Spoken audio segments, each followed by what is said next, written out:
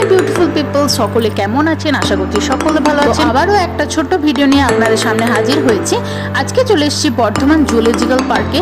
তো সেখানে আমার শ্বশুর বাড়ি, আর শ্বশুর বাড়ির থেকেই আমি কিন্তু ঘোরাফেরা করছি সকলের সঙ্গে।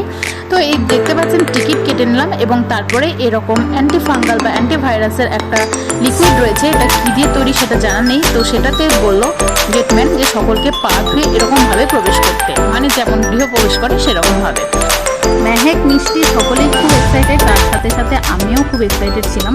তো প্রথমেই ঢুকে যেটা দেখতে পেলাম সেটা হচ্ছে লিওপার্ড, চিতাবাঘ দেখতে পেয়েছি, তার জন্য আমি খুব আনন্দিত ছিলাম।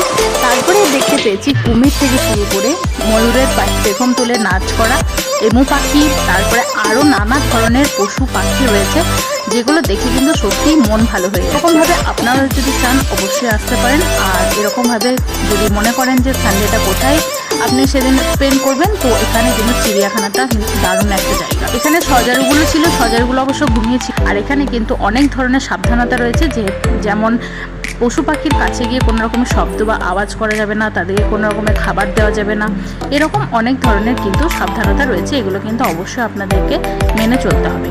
কচ্ছপ, টিয়া পাখি, তারপরে আরও অনেক ধরনের কিন্তু পাখি দেখতে পেয়েছি। পশু পাখি সম্পর্কে যদি বাচ্চাদের শিক্ষা দিতে চান, তাহলে এই জুওলজিক্যাল কাছেপিঠে এই পার্কটা কিন্তু সত্যিই খুব অসাধারণ একটা জায়গা।